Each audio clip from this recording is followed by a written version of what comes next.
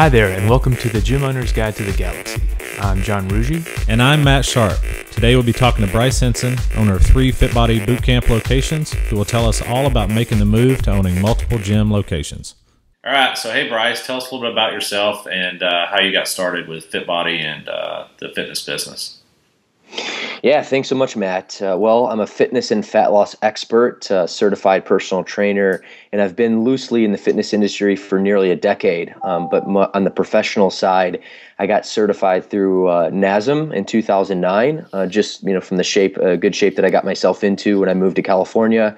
I slowly had friends and family just asking me fitness questions, this and that, and at that point, a light bulb sparked, and I thought, I could potentially, do fitness as a profession at some point. So that was the idea initially.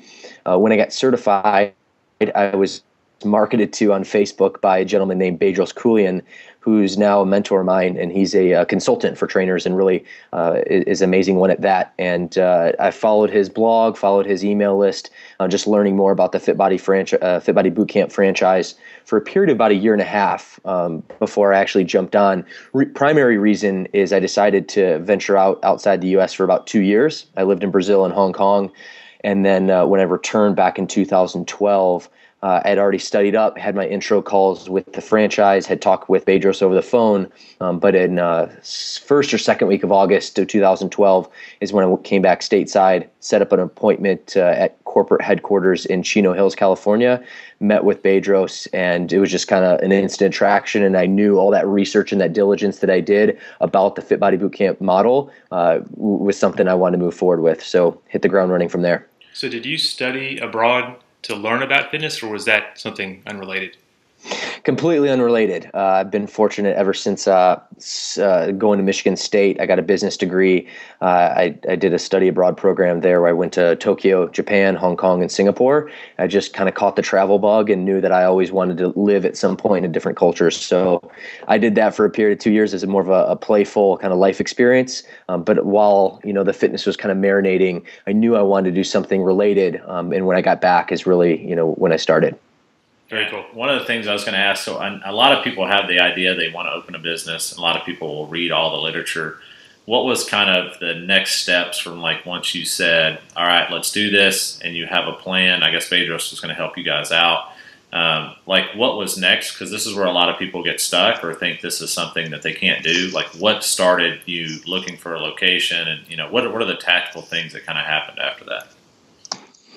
Yeah, well, I like to think that I'm an action taker, so I knew that I was going to move forward with this. I've always been entrepreneurial minded, so owning my own business, kind of starting a quote unquote fitness empire was always kind of in the back of my mind. And I say that in the most positive way possible. But one of the things that really attracted me about the FitBody Bootcamp model was the fact that they already had systems and structure, and that product and service was really spot on. Because while I had the interest and the desire to jump into the entrepreneurial space in fitness, I hadn't ever owned a business before, and thankfully I had a bunch of sales experience, which is absolutely needed when you're signing up members and when you're launching any business, but specifically fitness. But aside from that, I didn't have any marketing, no processes, or any of that experience. So the FitBody Bootcamp model was really attractive to me. So after doing the diligence, I decided, hey, I got to pull the trigger. It's now or never. So I committed, and then from that point of making that commitment, I was obligated to FitBody Bootcamp that I had to get a location up, in the next 3 to 6 months. So it's that point, after meeting with franchise that I linked up with a broker, looked for a lease, found the lease situation within 60 days, negotiated that, and then got my doors open within about 4 months from having that initial meeting in California with Bryce. And correct me if I'm wrong, but you own, is it 3 FitBody Bootcamps now and a cryo spa? Did I get those numbers right? Yeah, that's correct. So I have 3 locations right now, one in Yorba Linda, the other one Mission Viejo, and the third in Anaheim, which is all in California, near Disneyland, which is, I guess, our claim to fame.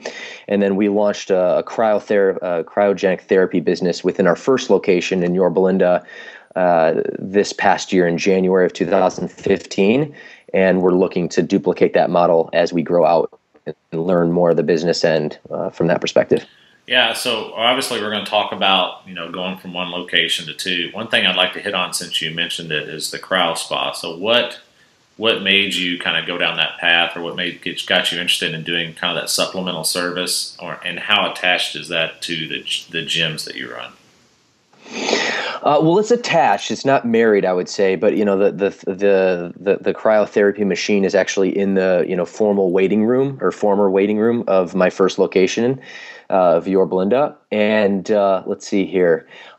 Being entrepreneur minded and business minded, I'm always trying to figure out ways to monetize my existing model without having to go and reinvent the wheel. And as it turns out, one of my clients brought cryogenic therapy to me. The idea, there was a person who was running it out of a boxing gym about 30 miles from my house. So she kind of gave me the introduction. I tried it. I fell in love with it. It was amazing. I felt the benefits immediately. And then I started doing, again, my diligence. And it was probably about 14, 16 months down the line before I actually made moves at it. But a lot of influence from, Tony Robbins and Tim Ferriss and, some key people in the fitness industry, Floyd Mayweather Jr., Cristiano Ronaldo, just kind of being in the press really kind of lit the fire. And then just using the product and service myself, I saw huge potential. And then another way to monetize that first location. So it just kind of was a really good fit and a good supplemental fit to my current business, which would be Bootcamp and fitness. Do you see a lot of the clients for the cryo spa come from the Bootcamp? I'm sorry, say that again. I didn't hear. A lot of the clients for your cryo spa, are they coming from your existing Bootcamp? Yeah, yes and no. I mean, certainly when we first launched, we thought that it would just be all direct, walk-in traffic from my current clients at Bootcamp, directly to CryoSpa. And while I had a good amount of interest and a lot of people have stayed as full members in cryogenic therapy and see a lot of value, being the industry is still new, but it is getting a lot of positive press. I have a lot of people, outside the fitness or Bootcamp world that have problems with arthritis or different ailments, chronic pain, etc., that specifically have been looking for a solution like cryogenic therapy. And then when some of these major publications like Tony Robbins or Floyd Mayweather Jr., make a post, people will come find us specifically. So I would say about 50-50. 50% of my current clientele within fitness use the cryogenic therapy, and then another 50% just find us through our other marketing avenues. So it really helps you from a couple of angles. One, you're able to better monetize your own customers at Fit Body Bootcamp, but two, you're able to market to a different kind of part of the demographic in your area and not necessarily burn out the same people who have the same needs and same interests, but you talked about the people with arthritis and other medical problems. They just want to heal and get better. So you're kind of looking at the broader spectrum of fitness, if you will. Yeah, definitely. I mean, it's a different angle. Cryogenic therapy is without a doubt holistic healing. So it is a different slice of the pie there. But it does go back and forth. As many clients that have expressed interest in my fitness program use cryogenic therapy.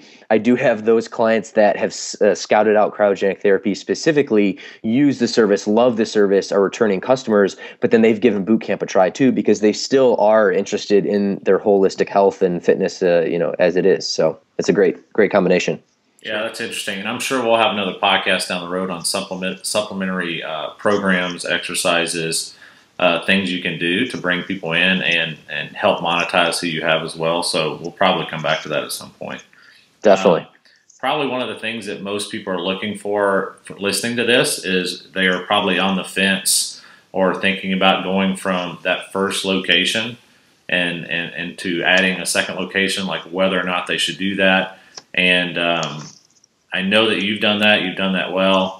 And we've talked about this a few times, but could you kind of walk through when you started thinking about opening up the second location, and kind of once you did, what are the steps that you took to do that?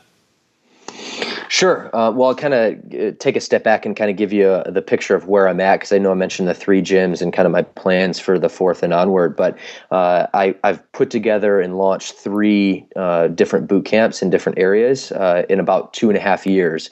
And I'm launching my 4th boot camp in this coming September, which is 2015. So that will basically be 4 locations within a 3-year period. So it's definitely doable. You do have to make sure that you have the right systems and strategies in place before you make that jump. But my first location went really well. We built, pretty strongly, and it was about 12 months in when I first started having the idea of a second location. And in all honesty, I did have family support with that. So my sister, who's also a fitness and fat loss expert, she's a certified personal trainer, a health coach, etc. She wanted, she saw the potential and saw the opportunity with Fit Body Bootcamp, so she wanted to join forces. So what I did, and in all honesty, I probably wouldn't have launched a second one within 12 months of the first one if I didn't have that, huge support and rock in her, because she basically oversaw a lot of the management, or all of the management, in that second location, and has done for the last year and a half. Whereas my skill set, I kind of put together the deal, had the agreement with franchise, found the lease, negotiated the lease, kind of constructed the business from that initial perspective, and then, allowed her to implement the systems that I put in place where she could, be set up for success. So that was the advantage of that first location. And in all honesty, second location. And then my third location, I also have partners as well. And that has been a key factor for me. And then the fourth location, though, as I say this out loud, I am launching, solely. So, my systems are, tight enough, and I have a good enough marketing scheme where, I do feel comfortable launching that fourth location, which is the second one that I have full jurisdiction on, by myself. Normally, well, let's put it this way. The reason you kind of opened up that second one initially was because you had somebody that you could trust. Not necessarily that you're like, hey, I want to open one up right now, but you had an opportunity come up because there was somebody that you could trust to kind of partner with, and it was just a good opportunity for you, and that's kind of why you ran with that one, correct? Yeah, that's correct. I mean, my second location, definitely without a shadow of a doubt, was possible because I had, my sister, who's my partner in that second location, and a rock to depend on. Being 12 months in and launching a second location at that point in my career, being that a brand new fitness owner, business owner, I wasn't ready to make that jump without that person, because I've been 12 months in. My systems were good. They were not great. My marketing was good. It wasn't great. And certainly still 3 years in, like, it's all, I'm getting better daily. So it's a learning process, but I did have that influential person in my sister as a partner to better enable me to launch that second location so early in the game, only 12 months out of my first location being open. So certainly having the right people in place is key, but I'm curious to learn about the financial side of it as well. I don't know what the startup costs are for a Fit Body Bootcamp, but certainly when you started your first location, that had to be a pretty significant amount. And with that second location, I'm curious, how much of the cash flow from your first location were you using to start that second location, or did you have other sources that you pulled from? Yeah, it's a great question. Do you want me to go through like some specifics and numbers on what it took to open those locations, or? Yeah, whatever you're comfortable with. Okay. Well, the first location, definitely I opened bare bones, and I was fortunate to have another side piece of income. So I didn't rely on the money from that boot camp in order to live. So I didn't draw a salary from my first location, but I got the doors open, franchise fee included, about $28,000. But I'm telling you, it was bare bones. I didn't have any equipment. I just had some paint on the walls and some mats. So we were doing burpees and sit-ups and a lot of body weight exercises for those first 2 to 3 months before I generated enough income and had enough clients to basically reinvest back into equipment and things like that. And I was basically a one-man show for the first 6 months. So I had a lot of support from my girlfriend and partner, Tatiana. So I'm thankful for that. But the first 4 or 5 months, she was coming straight from Brazil, so her English was a little rusty. She didn't feel so comfortable kind of jumping in. So I took the brunt of that work. So from training to selling to marketing to being the janitor, the CPA, the bookkeeper, et cetera. And then slowly, over the course of those first 6 months, as I generated more revenue, I was in a position to reinvest in the facility and kind of get that off the ground. My second location, I was fortunate because I had a good track record with the bank. They were able to give me an interest-free loan for 6 months. So what I did is I cash flowed. And again, I wasn't reliant on the income from my first location. So I had a little bit of money that I was living off of on the side, a source of income from a sales opportunity that I've done. But I basically cash flowed the second location with the first location's revenue for the first 6 months, paid off that 6 month interest-free loan. And then after that 6 month period of the second location, location, that boot camp was running enough where it could, sustain itself. So I would say, as a huge recommendation, before you're ready to jump off to a second location, you want to make sure that your first location can cash flow the second location for at least 6 months, in my conservative estimation. Okay. So are you at a point now where you can live off the locations you have, or are you still taking that cash flow to grow into locations, 4, 5, 6, 7? No, I mean, I'm fully sustainable, which is great. My business is my first location's grossing about $35,000 per month, and then my second location's grossing about $17,000 per month, and both are in the rise. And I know you guys are linked up and facilitate Sweat Angels. That has a huge reason to do with it. My Facebook exposure and marketing has just increased tremendously. So because of that, I have a lot more clients coming in, a lot of new referrals. It's just a great situation. So I would expect that second location to hit $20,000 and $25,000 in revenue within the next 6 months. And then my third location, again, same thing happened. I was able to cash flow my third location with the second location revenue, which was a great thing. And we took another six month interest-free loan. And I also, with that third location, I do have a few partners. So it was a situation where I didn't have to cover all the expenses as I did in my first 2 locations, which made it more feasible. But now that boot camp is 100 days in. I think we just celebrated our 100 days in business, and our EFT is over $8,500, which means we're doing the math on a 12-month plan. We're a 6-figure generating revenue business 100 days in, which is a great start. And I think, again, kind of going back to Sweat Angels, our exposure is huge, and I think there's a lot to be said about that. And then shifting gears and looking at my fourth location, that's going to be all me, and I'm looking to buy the building. So, I'm at a point now where I can just, I'm reinvesting the money, my profits from my first 2 locations. My third location isn't profitable yet, being only 100 days in. But with that said, I'm able to, invest the profits from my first 2 locations into that fourth location. And again, that's not a done deal yet, but I'm working with corporate. I'm looking at a building actually tomorrow, and plans to open that baby either September or October of this year. So one of the things you talked about, I think, is really key, and something, and I talk to a lot of owners, and I'm sure you do too, about when they first get started, it's okay to have that first 6 months to a year be a grind. Like, it should be a grind. And you should do everything, because I think a lot of owners will come in and they're like, well, should I just get like this super big loan and just pay for the nicest of everything up front? And my answer is always no. No. Yeah. So, and I actually think that 6 months of grind is what's gonna make you a great business owner and leader down the road. So I think that's a huge educational kind of experience for them to go to. I love that you talked about that, and you could even see when you were talking about it how that first one, each one you get a little smarter and it's a little less of a grind. I'd say it's a different grind because you've learned from that first 6 months of just doing everything, like that you've helped build those systems and make it easier and easier as you go. So I love hearing that, and that's how a lot of us got started. Yeah, no, I couldn't agree more. And when I say those first 6 months were grind, I mean, I'm talking like ridiculous grind. It didn't just clear up after the 6 months. It just, got easier, and it was still is to this day, but certainly a lot different situation than when I first started.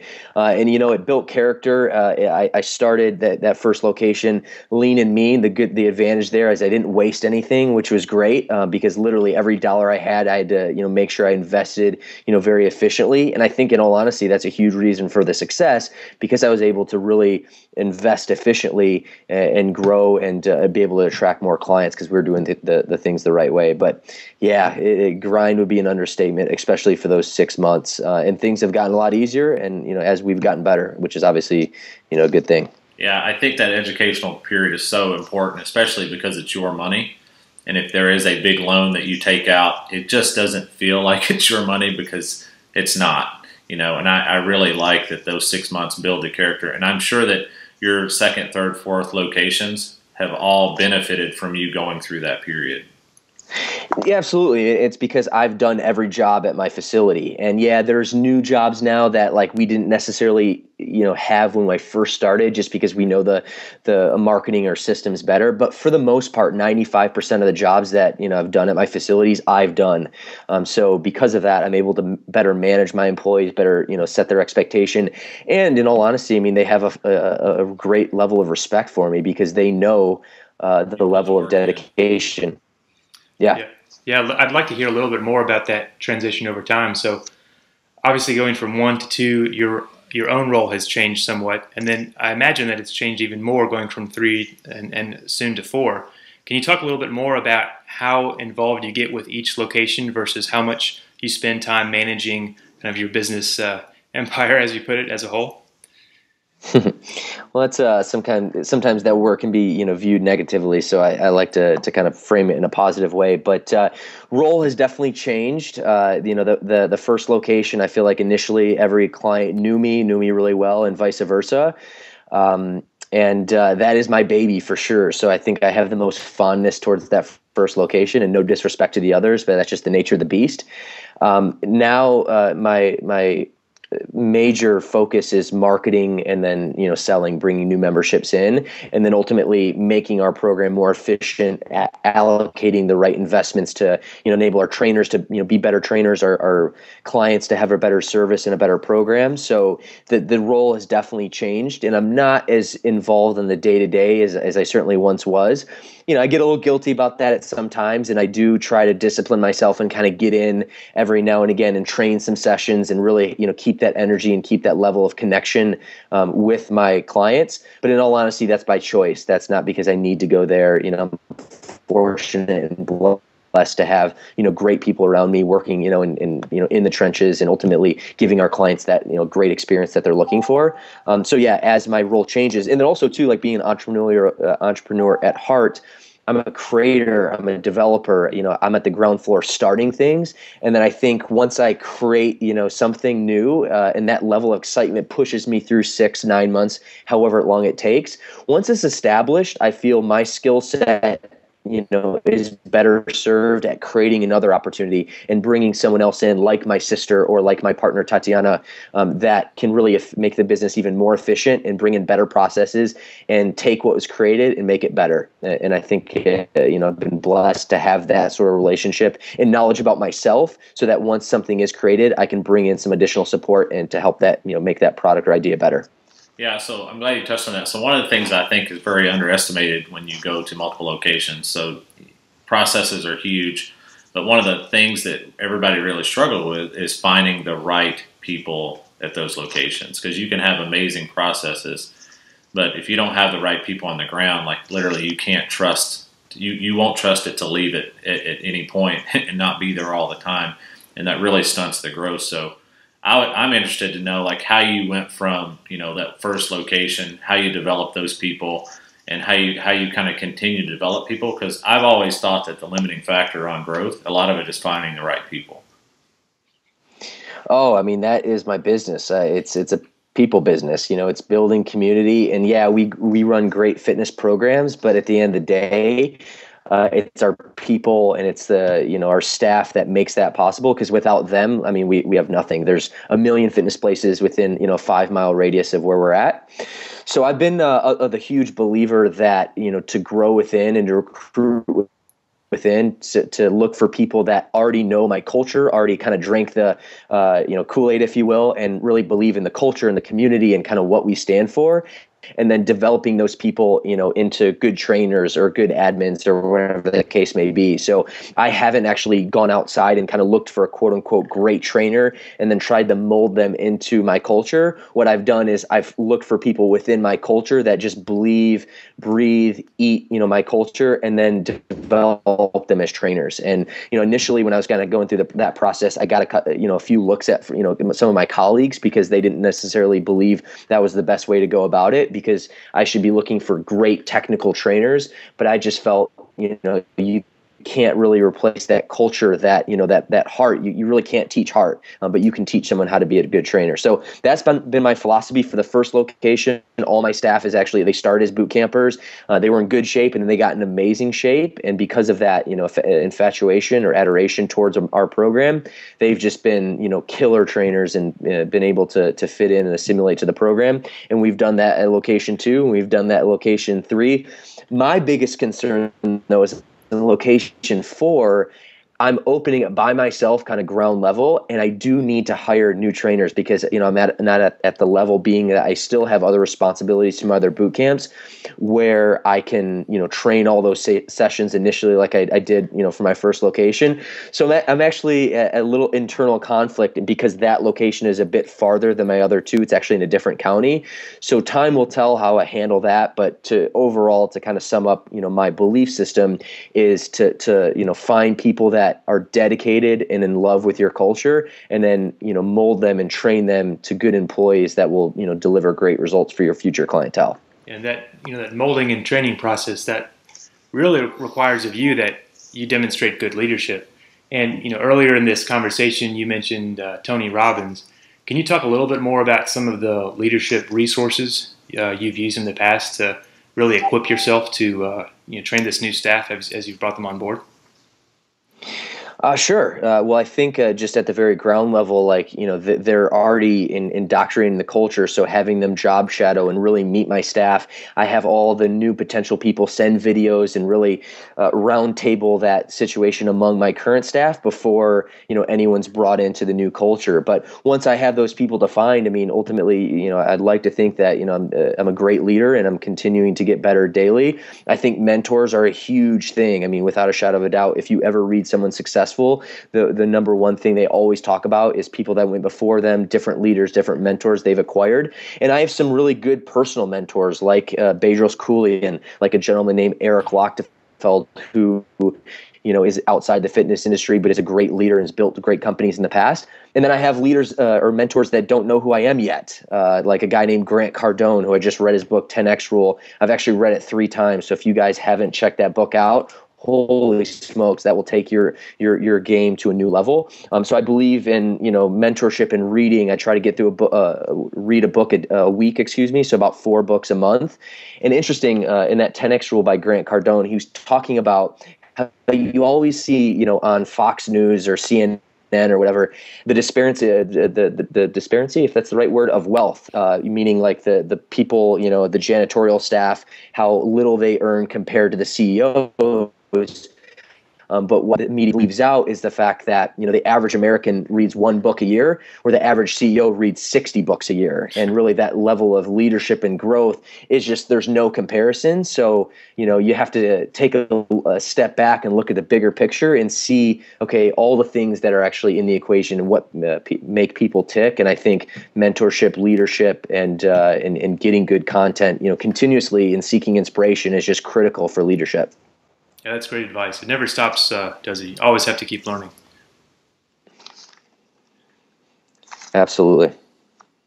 So one of the questions we wanted to ask to kind of cap things off was, if you had 5 tips for someone who's thinking of moving into their second location, what are those pieces of advice that you'd impart?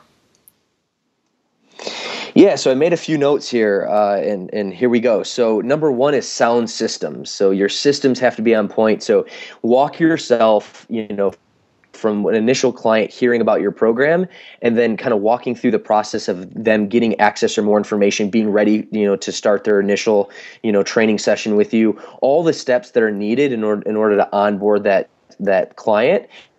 And then also to kind of coach, guide, and educate them, and then also to bring them on as a full-time client and then continue to service them. So your systems really, really have to be on point is a huge number 1, without a shadow of a doubt, especially if you're launching to new locations. Number 2 would be marketing. You got to be a student of marketing. That is really the number 1 driver in your business. Sales is obviously a huge second, and you have to be, have good salesmanship, whether it be you or the people that you hire. but marketing is crucial. Number 3 is Facebook. And I know you didn't ask me to say this prior, but Facebook currently is just like our biggest referral engine, and Sweat Angels has just blown up my Facebook. So you got to link up with an organization like Sweat Angels that is going to drive a lot of traffic, a lot of eyeballs, and really position your brand as a really, a charitable organization. So not only people are checking out on Facebook, driving more of their friends and family to your fitness facility, but you're leaving the impression that, hey, these guys like Fit Body Bootcamp, my locations, are great people. And, they help people, not only our clients, but they help the world. And having that buy-in, it just makes the culture so much stronger. So that would be a huge number 3. I touched upon this number number 4. I touched upon a little bit prior, but making sure before you make the leap on your second location that your first location can cash flow your second location, unless you have a pile of money sitting on the side that you can just dump. I wasn't, fortunate enough into that situation. So unless you have 6 months of pure cash flow to cover that second location, I would be hesitant. But once you're able to build to that level, then I think it's time.